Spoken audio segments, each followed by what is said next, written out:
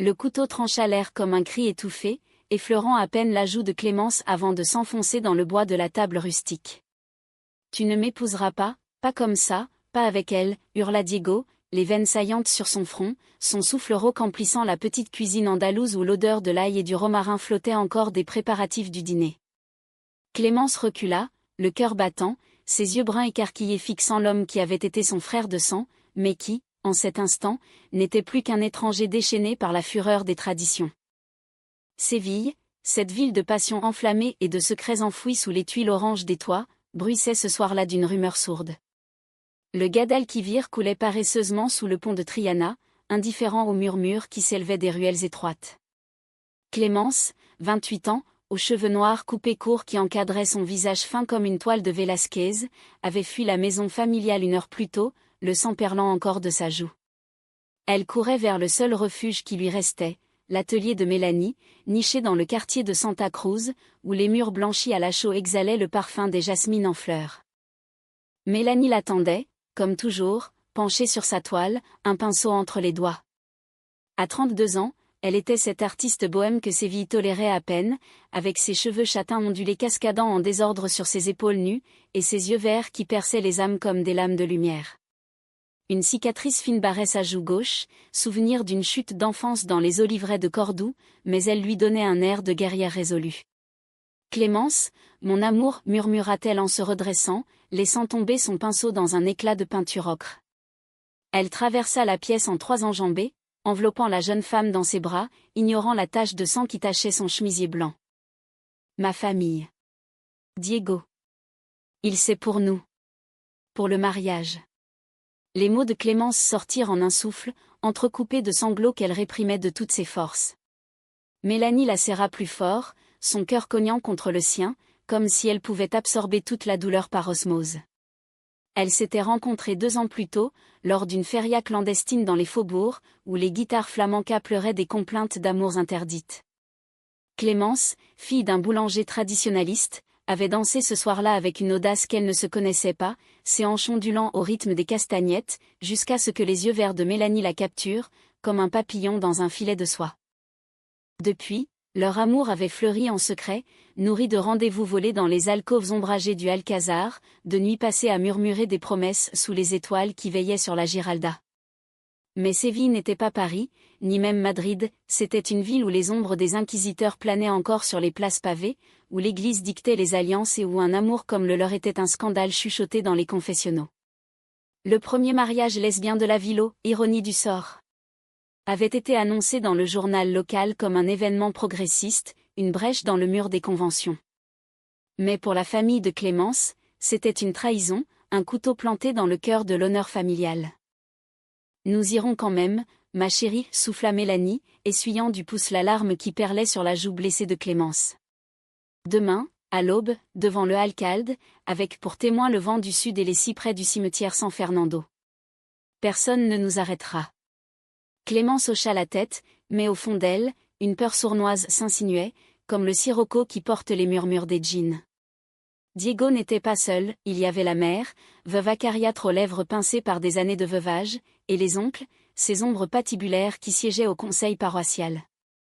Et puis, il y avait le passé de Mélanie, ce fantôme qu'elle avait enfoui sous des couches de peinture, une rupture violente à Grenade, avec une amante qui l'avait trahi pour un homme, laissant des cicatrices plus profondes que celles de sa joue. La nuit tomba sur Séville comme un voile de velours noir, ponctué des lueurs orangées des lanternes. Dans l'atelier, les 2 femmes s'allongèrent sur le lit défait, leur corps entrelacés dans une danse silencieuse d'amour et de désespoir. Clémence traça du bout des doigts la courbe des seins de Mélanie, remontant jusqu'à son cou, où pulsait une veine comme un fleuve en crue. « Et si c'était la fin » murmura-t-elle, la voix brisée.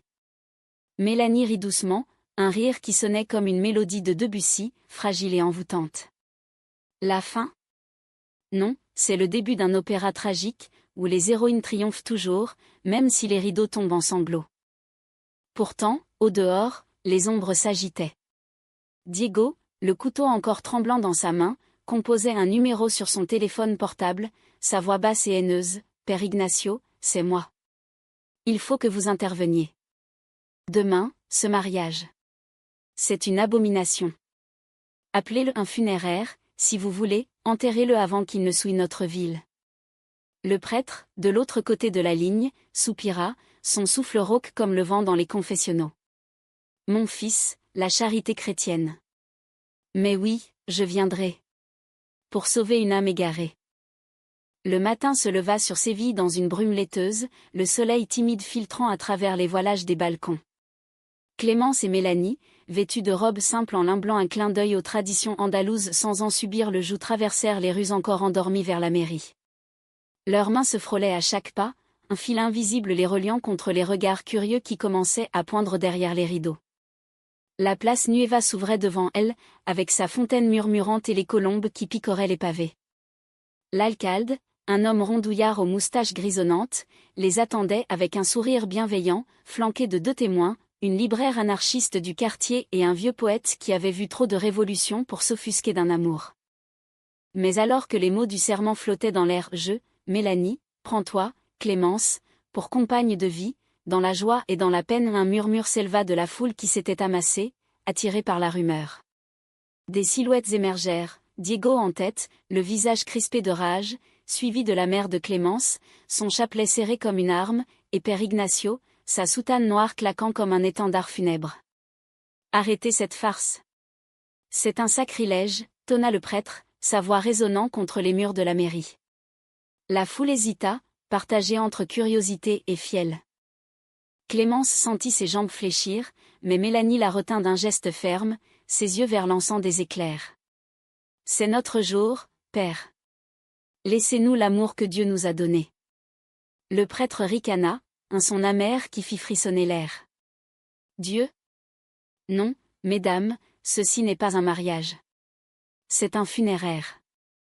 Pour l'âme de cette ville, et pour la vôtre. Les mots tombèrent comme une sentence, et la place sembla retenir son souffle. La tension se cristallisa en un instant figé, comme une toile de Goya où les ombres dansent avec les démons. Clémence, le cœur serré dans un étau de glace, chercha le regard de sa mère, implorant un signe de clémence. Ironie du nom, songea-t-elle avec amertume. Mais la veuve, les lèvres tremblantes sous son mantille noire, détourna les yeux, ses doigts blanchis par la pression du rosaire. Diego, lui, avançait d'un pas, les poings serrés, prêt à bondir comme un taureau enragé dans l'arène. Clémence, reviens à la maison.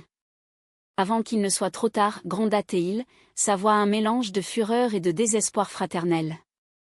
Mélanie se plaça devant sa bien-aimée, un rempart de chair et d'âme, ses cheveux châtains fouettés par une brise soudaine qui semblait porter l'haleine salée du Guadalquivir. Trop tard?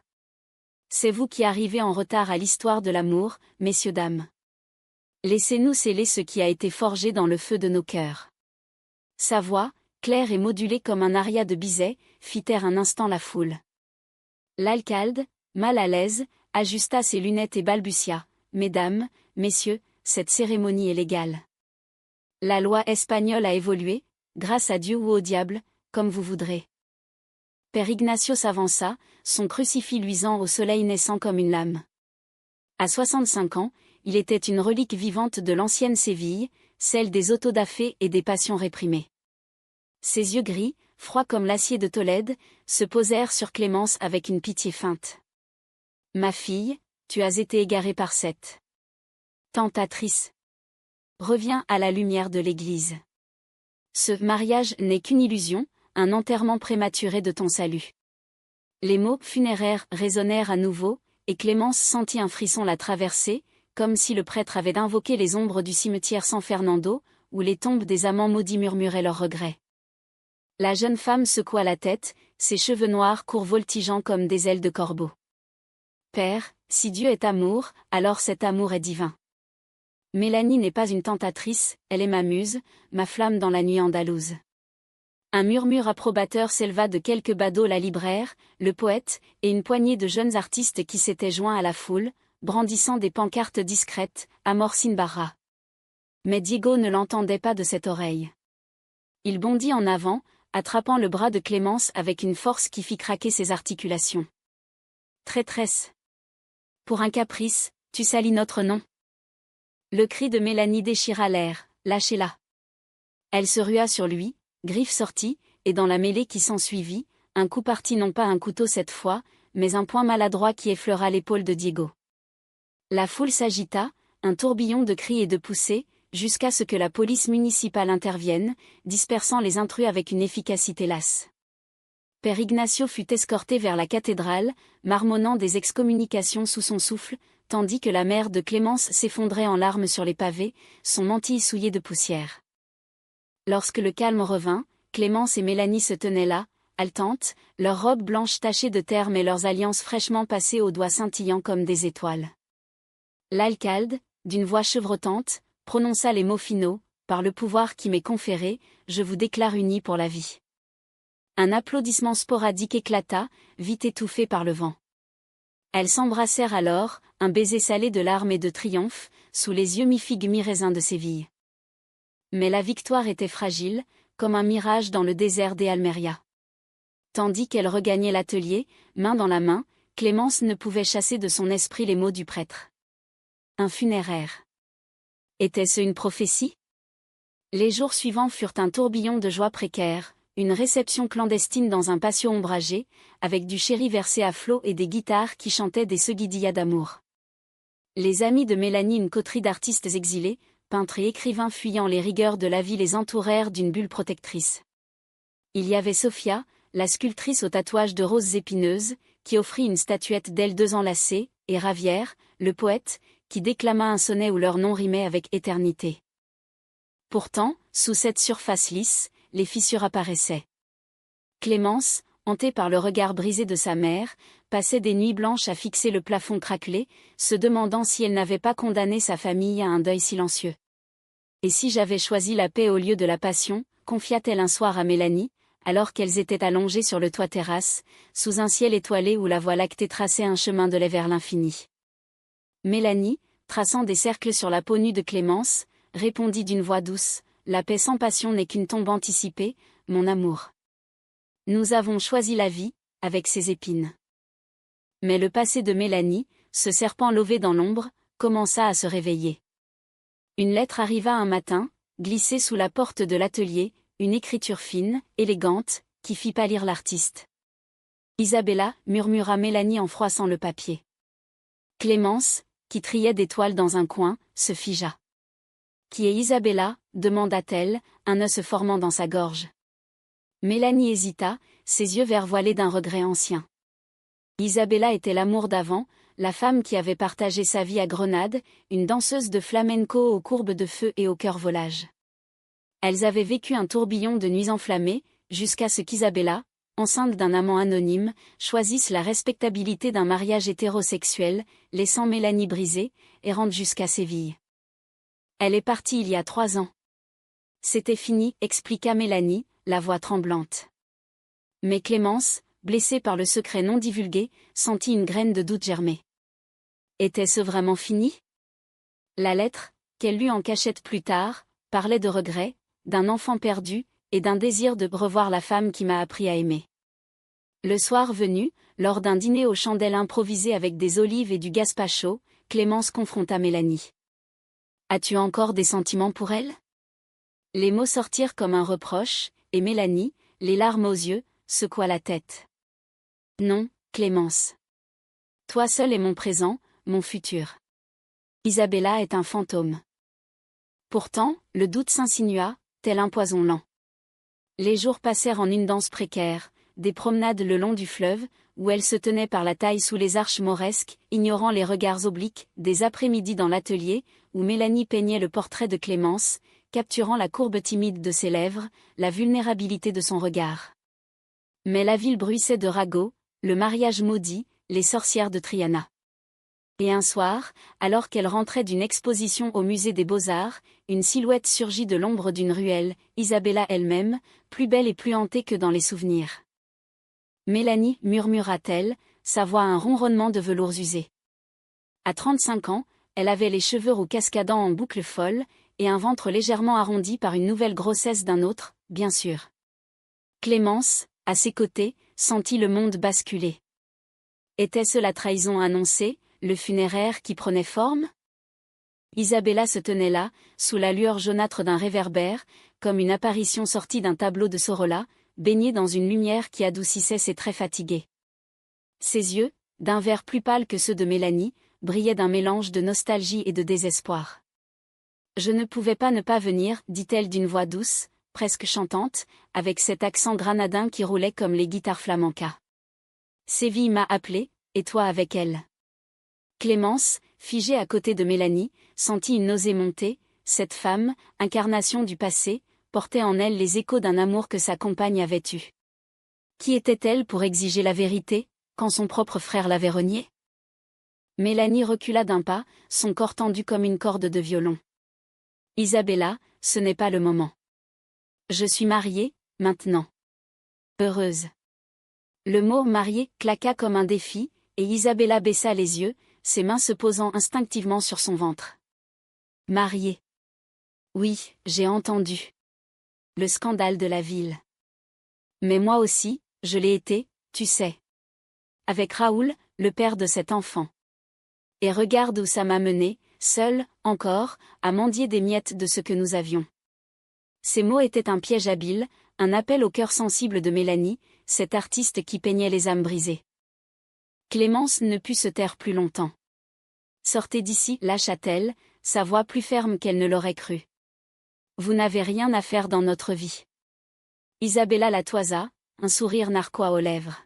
« Votre vie?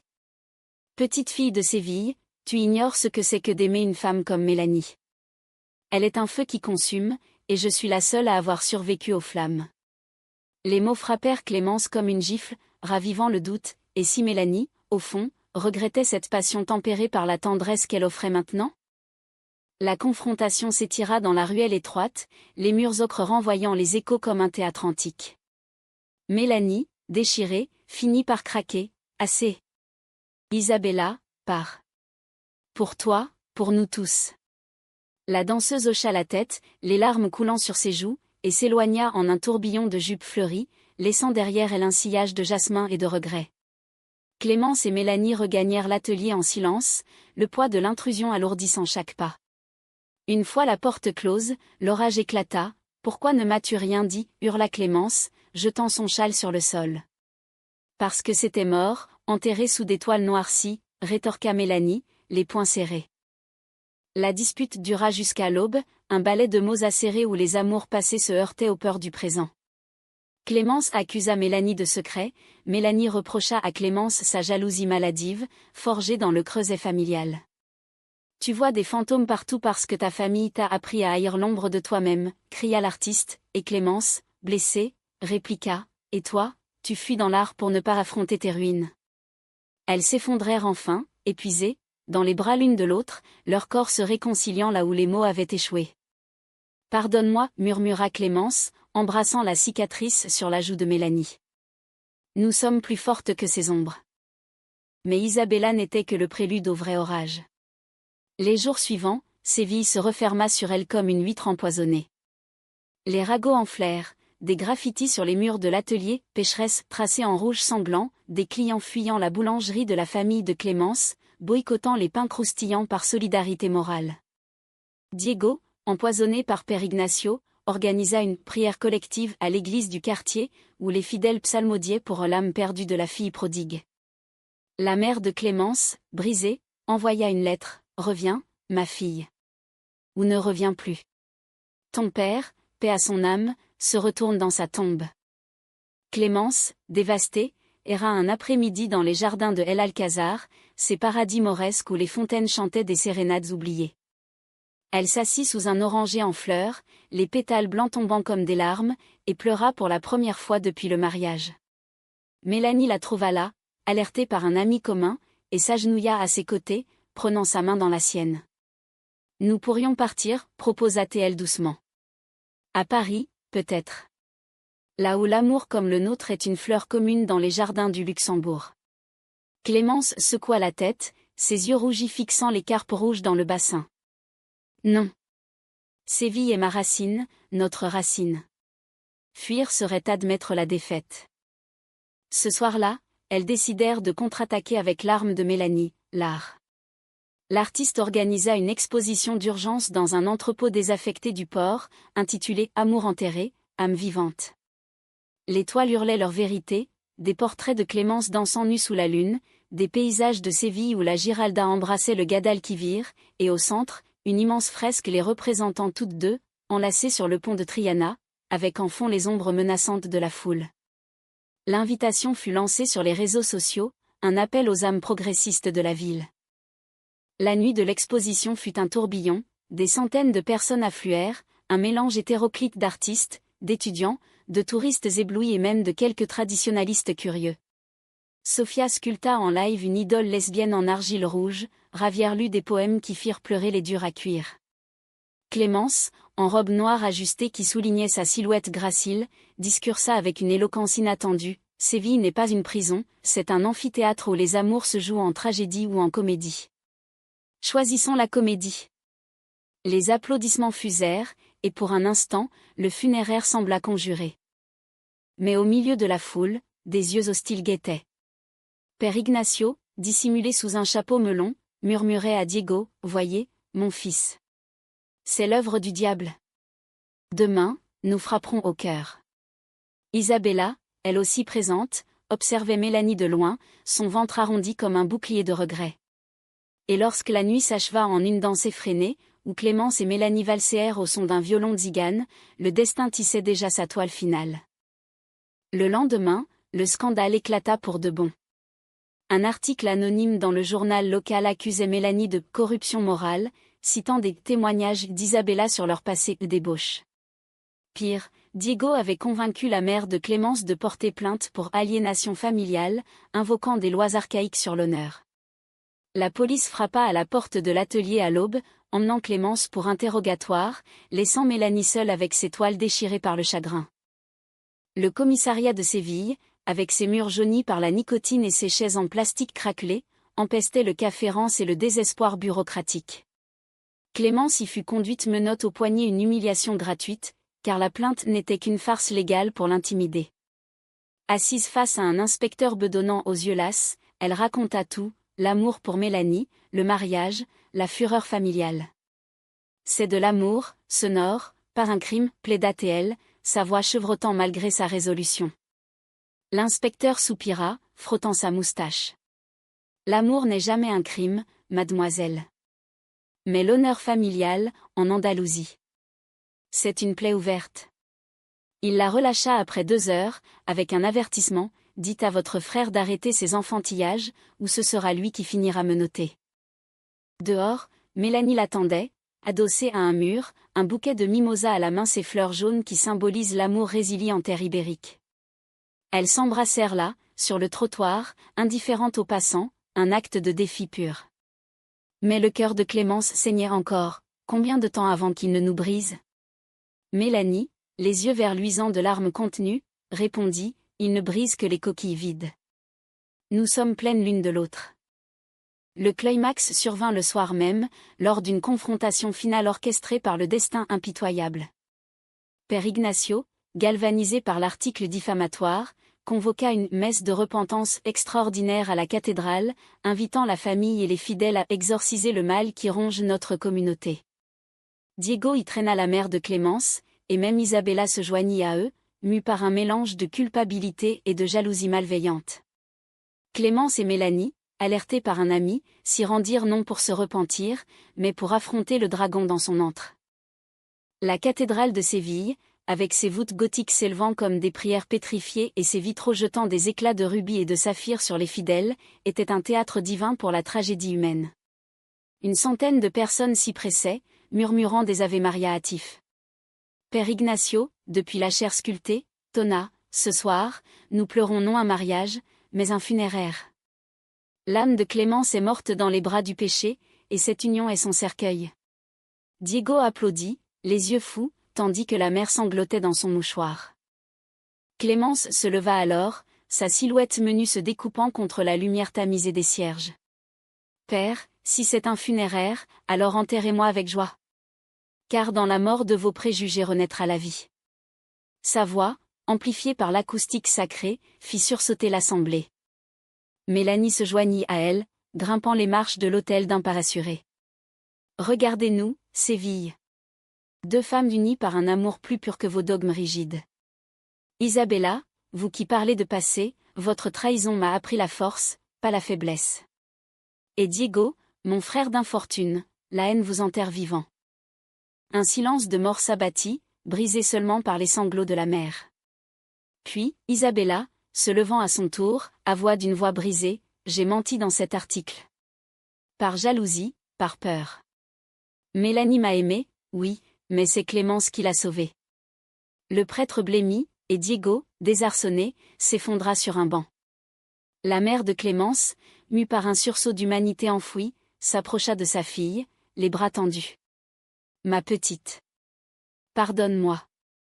Je vois maintenant, ton bonheur est ma lumière. » La cathédrale se vida dans un murmure de confession tardive, et Père Ignacio, vaincu, murmura une bénédiction ambiguë avant de s'éclipser.